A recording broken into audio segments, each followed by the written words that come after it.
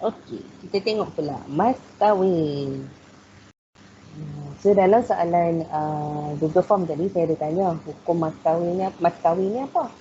Mas kahwin, mahar. So mahar ni adalah dari segi bahasa as-sadaqah an-nihlah al-ajru al-faridah dan al-aqdu. Suatu pemberian yang wajib diberikan oleh suami kepada isteri dengan sebab pernikahan. Itu jawapan dia.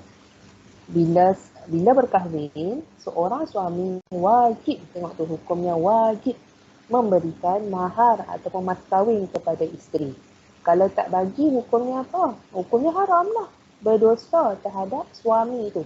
Isteri tak berdosa sebab dia tinggal nak dapat dah kan. Tapi seorang suami kena ingat mahar tu hukumnya adalah wajib. Okey, sikit lagi. So ini adalah antara mas kahwin yang telah ditetapkan oleh, kalau kita tengok ni sumber JAKIM, oleh JAKIM di setiap negeri. Setiap negeri ni lain tau mas kahwinnya.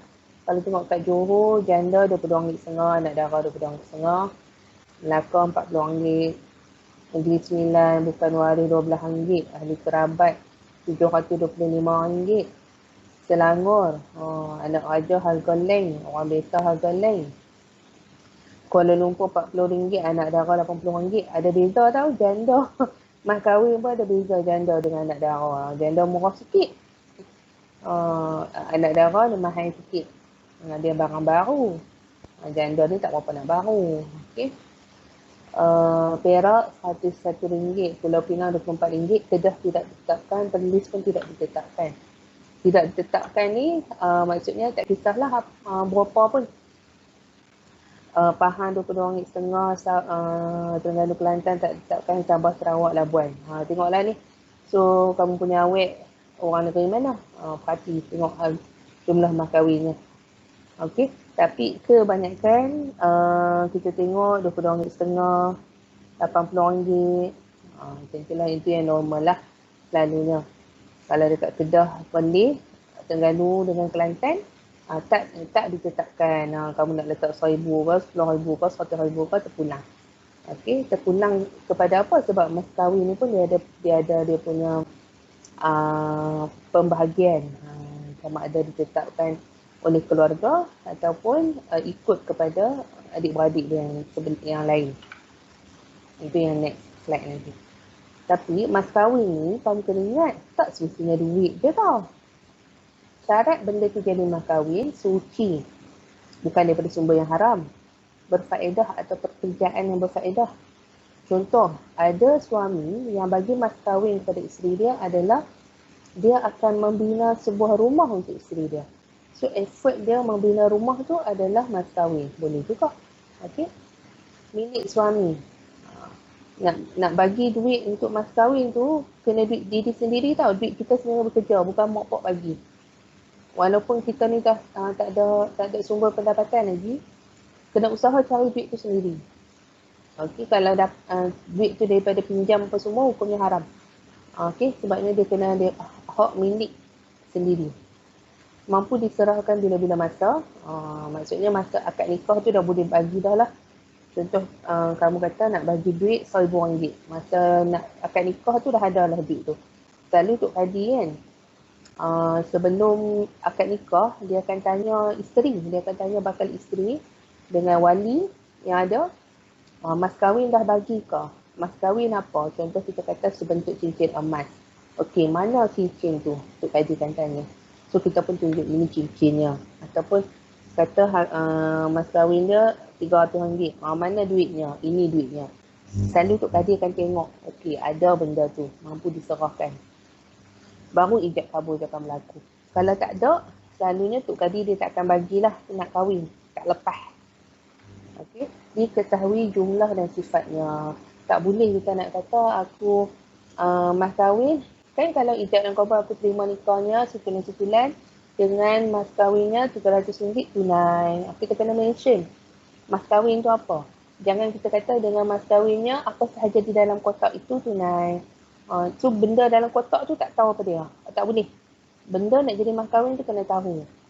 Contoh kita nak bagi cincin emas. Cincin tu berapa? 1 ke 2 ke 3 ke? So sebab tu yang disebut dengan mas kahwinnya sebentuk cincin emas tunai. Disebut sebentuk cincin emas. Bukannya dengan mas kahwinnya cincin emas. Berapa cincin emasnya? So jumlah sifatnya cincin. Cincin apa? Cincin emas. Bukan cincin tembaga, bukannya cincin kedai RM2. Okay. Selain daripada tu, ni antara benda-benda yang boleh jadikan mas kahwin. Selalunya kita ni orang di Malaysia ni, normalnya kita bagi duit lah. Okay, kalau bagi cek Tok Kadi akan tanya dulu betul-betul cek ni betul-betul boleh tunai ke tidak. Dengan mas kahwinnya RM300, bank in tunai contoh. Kalau hutang tak boleh. Dia kena tunai, dia kena boleh bayar lah tu masa sebelum akad nikah tu. Antara benda lain yang boleh dijadikan mas kahwin, senaskah Al-Quran. Boleh juga. Kan? Dengan mas kahwinnya senaskah Al-Quran tunai. So mas kahwin ni tidak semestinya wang ringgit. Terutamanya macam tadi kita tengok senarai mas kahwin setiap negeri kan. Tapi tak semestinya kena follow betul-betul. Contoh Selangor RM22.4 kan. Lepas tu kita nak buat RM22.5 kita nak buat mas kahwin tu RM2,200. Boleh, tak masalah.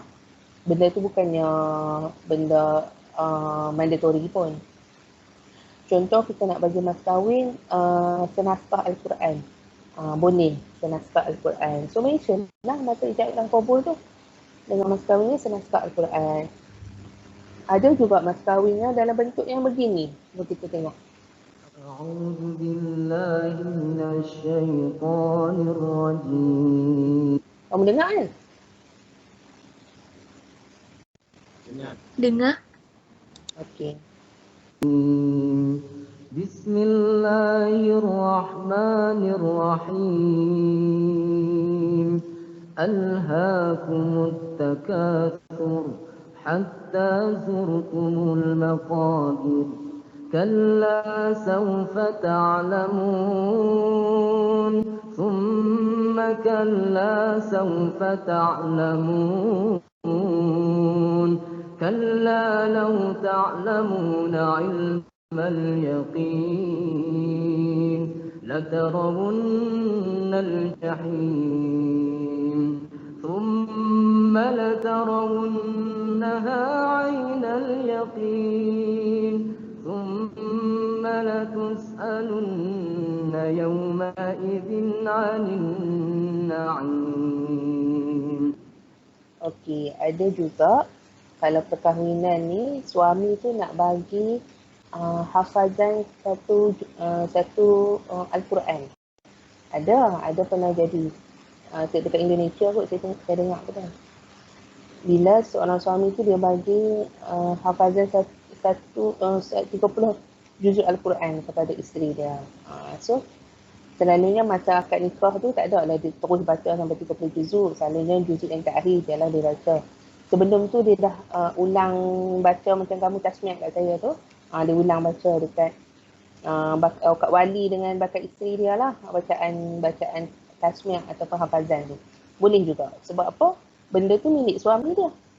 Suami dia yang hafal benda tu kan. Dan benda tu suci. Boleh diketahui jumlahnya. So cukup syaratnya. Asalkan cukup syarat-syarat yang dah ditetapkan, boleh. Apa sahaja. Contohnya kamu nak bagi mas kahwin tu telefon Nokia keluaran terbaru. Nokia zaman bila tu.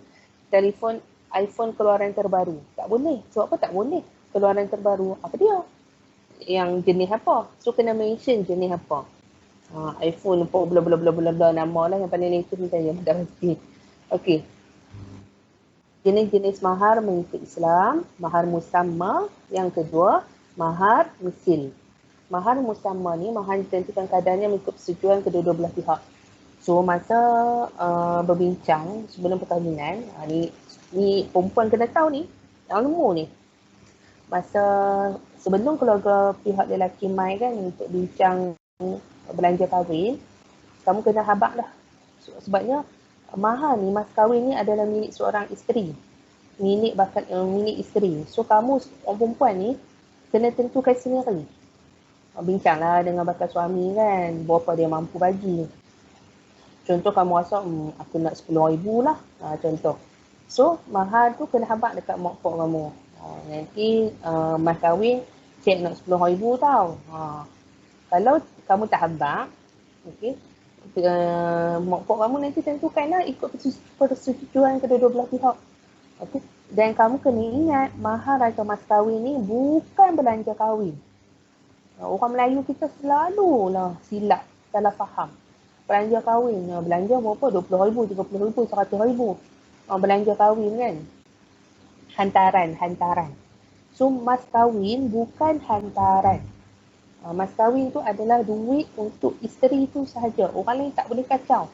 Walaupun sekupang, walaupun sedikit, orang lain tak boleh kacau. Duit tu duit isteri tu. Tapi kalau duit hantaran, itu lain. Itu bukannya syariat Islam. Maksudnya bukan digariskan dalam syarak. Itu adalah adat kita orang Melayu. Hantaran tu 200,000, 10,000, normal kita 20,000, 30,000 hantaran. So jumlah hantaran tu adalah adat Melayu. Tak follow pun tak apa. Kalau lelaki tu cukup dia ada RM300 nak jadikan girlfriend dia tu sebagai isteri. Boleh je kahwin je lah. Sebabnya syarat perkahwinan dalam Islam ni bukan nak suruh ada duit 20,000, 30,000 pun. Syarat dia macam yang saya sebut awal-awal tadi. Ekonomi, fizikal, mental, apa semua. Ada ke syarat dalam tersebut kena ada hantaran 20,000? Tak ada. Tetapi itu adalah mengikut persetujuan. Maksudnya kalau nak berkahwin ni, kita bukannya berkahwin dengan pasangan kita saja. Dengan keluarga juga. So jangan kita mulakan kata perkahwinan tu dengan benda-benda yang menyakitkan hati atau memulakan dengan permusuhan.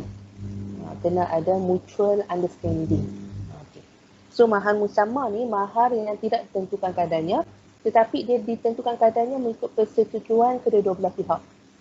So berbincang antara suami dan isteri ataupun keluarga belah suami dan isteri. Mas kahwin berapa? Selalu bakal pak mertua akan tanya, berapa mampu mas kahwin ni? Bakal suami tu akan cakap, RM300 pakcik, okey boleh RM300. Ataupun dia kata, sebentuk cincin emas pakcik, boleh. Okey. Yang kedua, mahar misil. Mahar misil ni mahar yang tidak ditentukan kadarnya semasa akad, dibayar kepada pengantin perempuan untuk kadar dan penilaian mahar saudara-saudara perempuan pengantin itu. Mahar misil ni dia tak ditentukan. Mahar musamma ni ditentukan. Kalau misil tidak ditentukan, tetapi dia ikut apa yang adik-beradik dia dah kahwin sebelum tu. Contoh kak dia kahwin dulu, mas kahwin RM300. So adik dia automatik RM300 lah mahar misil. Okey, so saya faham apa itu mahar musamma dengan mahar misil. Musamma tu yang tak tentu, boleh ikut kita nak berapa pun. Mahar misil ditentukan berdasarkan adik-beradik perempuan dia tu, ataupun mak nakan dia ke, anak saudara ke, sepupu dia ke yang kahwin, dia punya mas kahwin tu berapa. Mana yang lebih afdal, tak ada mana apa yang lebih afdal. Dua-dua boleh. Dua-dua mengikut cara Islam. Tak kisah. Contoh kalau mahar misil ni selalu kita guna kalau untuk menjaga hati lah. Kan kadang-kadang. Contoh kak dia dulu RM300, adik dia RM3,000. So macam ada gap yang sangat besar tu kan, selalunya takut jadi tak berapa hubungan antara keluarga tu tak berapa nak harmoni. Tadi dia follow je. Kak dia RM300, adik pun RM300 lah. Contoh. Tengok cerita ni. Kenapa mak sanggup 1,000 Dari mana kita nak call duit? Apa yang kau susahkan, Den? Berapa banyak adik-beradik kita orang kaya, mak boleh meminjam. Soal uang kau jangan khawatir. Mak yang bertanggung jawab. Mak kau kawin dengan Jaitun itu saja. Betul kah, Mak? Iya. Semakin tahu yang Mak selalu sayang pada Sudin. Tapi, walau bagaimanapun, kau mesti kerja kuat, Den. Mengumpulkan uang dari sekarang. Aku tak setuju lah kawin secara besar-besaran ni. Mengapa pula? Begini, Cik Aziz, kalau kita kawin, harus kita buat besar-besaran. Karena hari itulah kita menjadi raja sehari. Ya, memang betul kata Makku, Jess. Betul tu, betul. Buat saya lah, Makcik. Kawin secara besar-besaran ni semata-mata membazir. Akibatnya, oi Kiki, Bunga tak ada, pokok tak ada, saya saman kor dalam. Kau ni merapik lah, Jis. Tak adalah pernah aku dengar orang kahwin tak menampak baik. Ceraikan aku! Ceraikan aku! Ha, kau takut dah jadi jantan. Jantan tak malu. Kau. Ha. Apa kau merepek yang bukan-bukan ni? Apa kurang aku kasih sama kau? Ya, memang kurang. Asal aku minta, kau marah. Asal aku minta, kau marah. Cuba kau tengok orang sebelah tu. Nah, gelangnya. Aku semayang emas pun tak pernah kau belikan. Siapa yang bersalah dalam soal ini? Siapa yang bersalah? Ini semua mak bapak kau yang punya salah. Waktu aku kahwin dulu dengan kau, mak bapak kau minta uang sampai 5.000. Aku tidak ada uang. Aku pinjam penggali. Sekarang dah ada sampai ada 3 anak. Kita menggali pun belum habis dia bayar. Kau tahu bunga makin naik. Mak bapak kau yang salah. Kalau mak bapak aku minta 5.000, kenapa mak bapak kau terima? Sebab kau berjanji. Kau nak hidup semati dengan aku. Itu sebab aku terima. Kalau aku tahu kau nak minta cerai begini, aku tak hidup sama kau.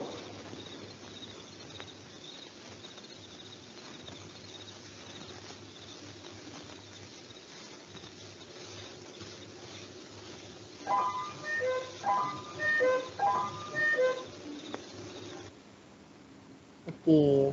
Tu tengok kan. Mas kahwin hantaran belanja tu adalah adat kita orang Melayu. Okey. Dan kadang-kala benda tu dibesar-besarkan. Hantaran belanja bukan mas kahwin lah. Dan kadang-kala benda tu dibesar-besarkan sehingga melangkaui perkara yang syariat yang sebenarnya. Sebab perkara syariat yang sebenarnya adalah mas kahwin ataupun mahar.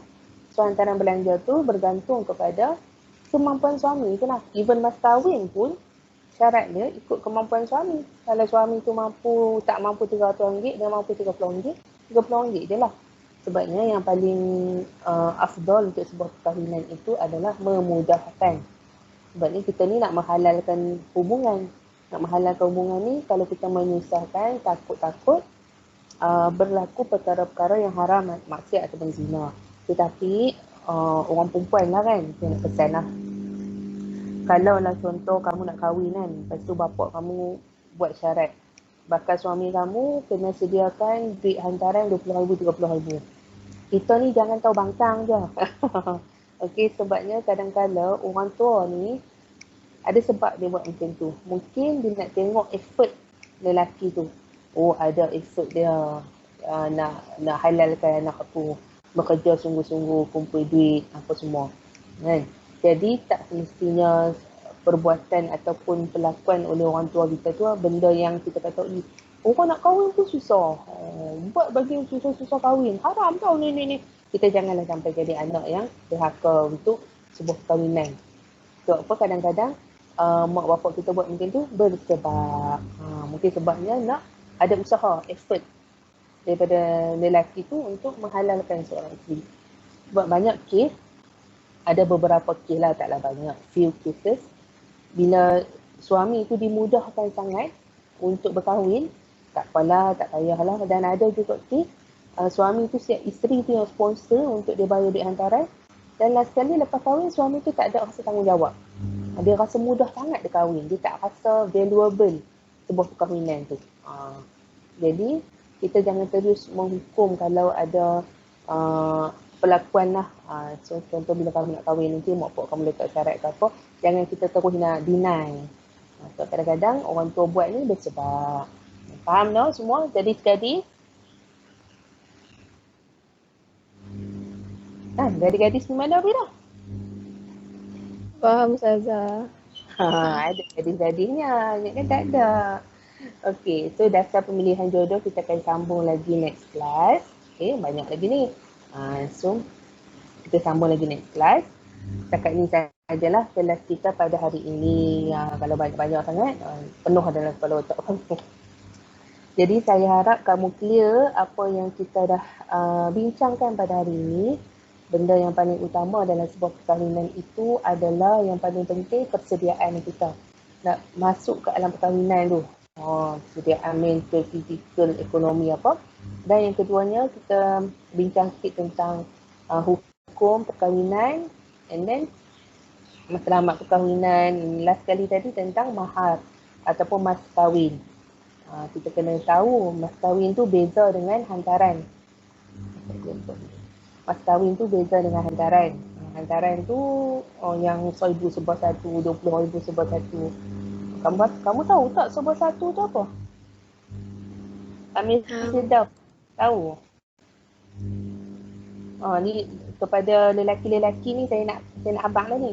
Kalau contoh kamu minah nak dengar orang, and then Pok dia kata Pak Cik letak hantaran 10,000 sebuah satu lah. Sebuah satu tu maksudnya kamu kena sediakan cincin, gelang, rantai. Itu sebuah satu. Bukan saja kena sedia 10,000, kena beli cincin, beli gelang, beli rantai juga. So sebab tu lah kalau dia sebut sebuah satu, Allah bertambah lagi lah kena sedia ni. Macam tu. Itu orang panggil adat perkahwinan kita orang Melayu. Kalau orang India lain pula, kalau orang Cina lain pula, orang Arab pun berbeza. Okey, jadi kita akan sambung discussion kita pada minggu hadapan.